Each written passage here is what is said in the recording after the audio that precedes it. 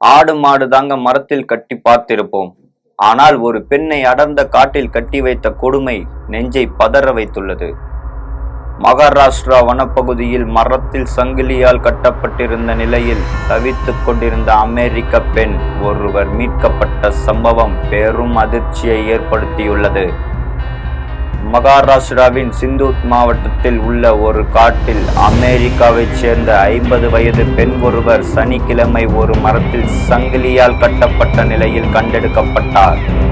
சோனூர்லி கிராமத்திற்கு அருகில் உள்ள ஒரு காட்டில் சிறுவன் ஆடு மேய்த்து கொண்டிருந்த போது திடீரென அவனுக்கு அலறல் சத்தம் வனப்பகுதியில் இருந்து கேட்டுள்ளது.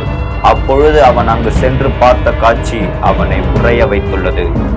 அலறிய பெண்ணின் கால் சங்கிலியால் கட்டப்பட்டிருந்தது. உடனடியாக சிறுவன் போலீசாருக்கு தகவல் கொடுத்தார்.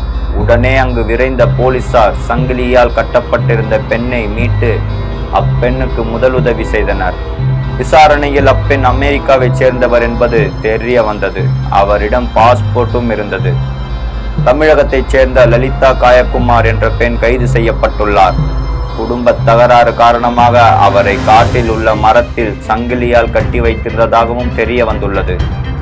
சிந்தூர் மாவட்டத்தின் சவான்துவாடி தாலுகாவில் உள்ள ஒரு ஆரம்ப சுகாதார மையத்தில் சிகிச்சை பெற்ற பின்னர் அவர் சிந்தூர்கின் ஓரோஸில் உள்ள மருத்துவமனையில் மேல் சிகிச்சைக்காக அனுமதிக்கப்பட்டார்.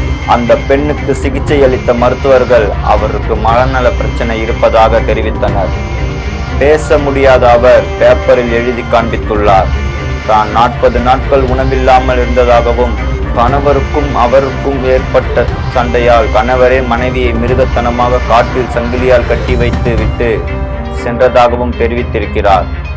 அந்த பெண் வாக்குமூலம் அளிக்கும் நிலையில் இல்லை. 2 நாட்களாக எதுவும் சாப்பிடாததால் அப்பகுதியில் பலத்த மழை பெய்ததாலும் அந்த பெண் பலவீனமாக இருக்கிறார். எவ்வளவு நேரம் அந்த மரத்தில் கட்டி வைக்கப்பட்டிருந்தார் என்று தெரியவில்லை. கணவருடன் ஏற்பட்ட தகராறில் கணவரை விட்டு பிரிந்து சென்றதாக கூறப்படுகிறது. என்னதான் உலகம் முன்னேறினாலும் பெண்களுக்கு எதிரான குற்றங்கள் நடந்து கொண்டேதான் உள்ளது.